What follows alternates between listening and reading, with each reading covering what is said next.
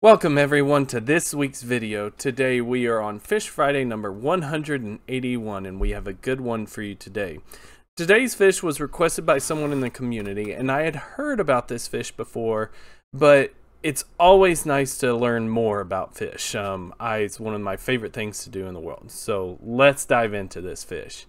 Today's fish that we're going to be talking about is bam! The Asian stone catfish. Now, the Asian stone catfish, or scientific name Hera jordoni, again, that's Hera jordoni.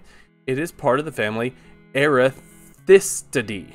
Again, that's Erythistidae, which is a small family of catfish found in southern Asia. Now, the Asian stone catfish specifically is more native to the India, Sri Lanka, Bangladesh, and Myanmar river systems. I believe it's most known for the India and Bangladesh river systems. That's where you're going to find these fish most common. And this is, by all accounts, a fairly common fish.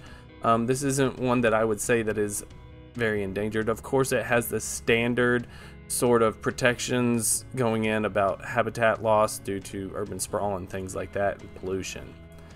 But these are found in the freshwater rivers and streams of that area with slow to moderate flow. I believe these lean more towards that slower moving water. They're definitely not a swift water, but slower moving, maybe moderate, but still some sort of flow. I don't think these are really a stagnant fish. But they are found in areas with leaf litter, fallen branches, other debris, stones, boulders, anything that provides a lot of structure and, hiding spots for them. Which is kind of easy to do because this is a fairly small fish. It's around 3 to 5 centimeters, which is 1.2 to 2 inches in length. I mean, I shouldn't even say fairly small. This is a small fish. And it has this really beautiful kind of variable color pattern. It's really mottled, very similar to the banjo catfish that we talked about recently, but a little bit lighter, with some darker spots around the heads. You can see here, this one's really light. It may just be the way this picture was taken, but it's fairly light, but it can be pretty variable, and they can change their coloration to fit their mood, both their mood and to fit their habitat. So these can be pretty variable. But something interesting to note, you can see it better in this picture here and this picture. They have these very large pectoral spines right here. As many people know, catfish are known for having spines and being scaleless. This one has a very thick dorsal spine, but then these really long, thick but slightly recurved pectoral spines, really long as compared to the size of the body. Even in here, you can see this one sticks out so far, which actually gives the origin for the other name of this catfish, which is the anchor cat, which is really bizarre. People say when you look at it from the top down, it looks like an anchor, and actually after looking at this, I do kind of have to agree. It does actually look like an anchor. Now, males are going to be much more slender than females and slightly shorter. I'm definitely not confident to look at any of these pictures and say that's a male, that's a female, that's a male, that's a female. No, that's not what I can do. I do not have enough experience to say anything about this fish. But something interesting that it does have 4 pairs of barbels, and I found this picture which actually really designates and show these barbels. So you have these barbels here coming out of the nostrils, and then these 3 larger pairs of barbels along the bottom, which shows that it is a bottom feeder. It's using those barbels to find microorganisms for it to eat. And remember, that's what barbels are. They are sensory organs. They are used to detect other living things for predation and things like that. It has this slightly lobed caudal fin. Right here, you got this slight lobe. Apparently, the upper lobe is always longer than the bottom lobe. I am not going to say 100% on that, but that is something that I read. But something that struck me when looking at all these fish, the fins all look frayed. If you look at this, it looks like, you know, there was a fraying edges on these fins, which is actually fairly common in the fish deal, but this one seems to be a little more showing, and it's a combination of both the differing fin tissues and the fact that a lot of the times their fin coloration, you can see here, it'll go dark then dip, whereas the actual clear part of the fin still extends a little farther out. And all that body coloration and that fin fraying is actually just a way for them to develop a very efficient camouflage. It really breaks up the background that these fish are against, and it just breaks it up and it makes it much harder to spot. Very similar to the banjo catfish, and these things are cryptic, do not get me wrong. And you combine that with the fact that they're a nocturnal fish, and yeah, you may not see these fish too much. Being nocturnal, a lot of times they wedge themselves under rocks and branches during the day.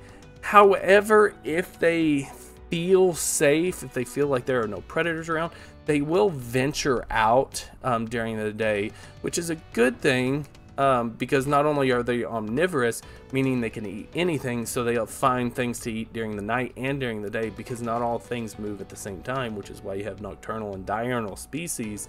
But being the fact that it ventures out, that's actually one of the reasons why it's actually fairly popular in the aquarium trade. And it's so popular that you can find this fish for around $8 US dollars, which is very cheap in terms of fish, especially for fish that are a little more bizarre and out there.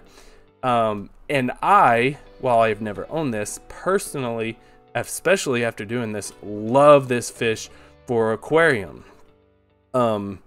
The first great thing about it is that it's a very peaceful fish. This is not a bully fish. It's not going around bullying other fish. You combine that with the fact that it's very small. It's got this beautiful color pattern, and it's also the fact that they actually seem to travel in groups. I would recommend getting more than one. They seem to be significantly less stressed when you have more than one, 2 to 3. So that combination means that it's a very good aquarium for the aquarium trade. And even beyond that, anyone who's been a part of the channel knows that I really love nano aquariums, which are basically very small aquariums. I love large aquariums, don't get me wrong, but nano aquariums I feel are a great way for people to start if they are done right. It allows people to get fish and not have a very large footprint that could cause a lot of issues. It allows them to really control an environment. So I think it's one of those deals, if you do plenty of research up front, it's great for beginners. Now, sorry, the cats went crazy. A smaller aquarium does have more room for air, or less room for air. Things can go wrong much quicker. So make sure you do your research. But for the interesting fact we're going to end the video on, one of the characteristics of this family, Erethistidae, is that it has, and I have to read this word for word, it has a long coracoid process that extends well beyond the base of the pectoral fin. So that caused me to do some digging. The coracoid. So the coracoid process is a little part of the scapula, which is good. You know, that's neat to know. It's where in mammals, it's where the pectoralis minor comes in.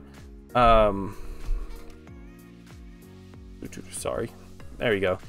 It's if you look here, it's part of the scapula. This one is really hard for me to look. This actually looks more like a bird. Oh, right there. You can't see this, but it says diagram and skeletal structure of a musculature of a bird's wing. So the coracoid is where the humerus attaches to, where the scapula is where the muscle would tissue to raise and lower the muscles. Now, why is that interesting? Well, number one, in fish, the coracoid process usually stops and it provides the base for the pectoral fin. This extending significantly beyond the base is right here, and you can see the coracoid process in these pictures, you know, right here, and extending beyond. So most of the times you're not getting that, or maybe that is. I'm not entirely sure which is the coracoid. I'm not exactly a fish skeleton anatomist, because I don't have to deal with those. So why is this the interesting fact of the video? Well, the reason why it's the interesting fact, and it's not necessarily about the fish, it's that what these sorts of deep dives can get you. When I started this, I had really no knowledge of what a coracoid was. You can still tell that I'm fairly unfamiliar. So, but when I learned that the coracoid process extends well below the base of the pectoral fin, that led me to do a deeper dive into what the coracoid was, and the fact that they are different, whether it is a mammal or a bird or a fish, and they kind of have the same name for different structures. And so the interesting fact is more of a plea. Do not be afraid to do these Wikipedia dives and these long in-depth, letting your mind just sort of go to wherever it is. For instance, you're reading this. A coracoid is a pair bone in which is part of the shoulder assembly in all vertebrates except therian mammals. Huh, what is a therian? Well, then click here. Theria is eutherians, which are placental mammals, and metatherians, which are marsupials, but excludes egg-laying monotremes. Monotremes, like there. So that's what I want to encourage. One of the easiest things to do, especially with the world of technology at our deal, go down. I'm not saying you should memorize every word on this page, but the X, like right here, the X chromosome resembles the Z chromosome of birds. I was unaware of that. And then you learn that birds have a ZW sex determination system, which is just, you know, it's there. So letting your mind broaden and just seeing where it goes. You may only learn one interesting fact, but it's one more interesting fact than you learned the day before. And that is something that everyone, no matter what your career, should always strive to do. Broaden your horizons, going down these sort of Wikipedia wormholes and just letting it go. It's okay. You don't have to know everything. You don't have to do this, but letting your mind wander might bring you on some really cool stuff. I learned a lot more about shoulder anatomy than I definitely did before, and it's just been a blessing. So more of an interesting fact, more of like a plea to my audience. Do not be afraid to do some wiki dives and just seeing where it goes. Giant river prawn. Oh, that's neat. What is that? Macrobranchium rosenbergi. Ooh. You know, it's just periopods. There you go. Boom.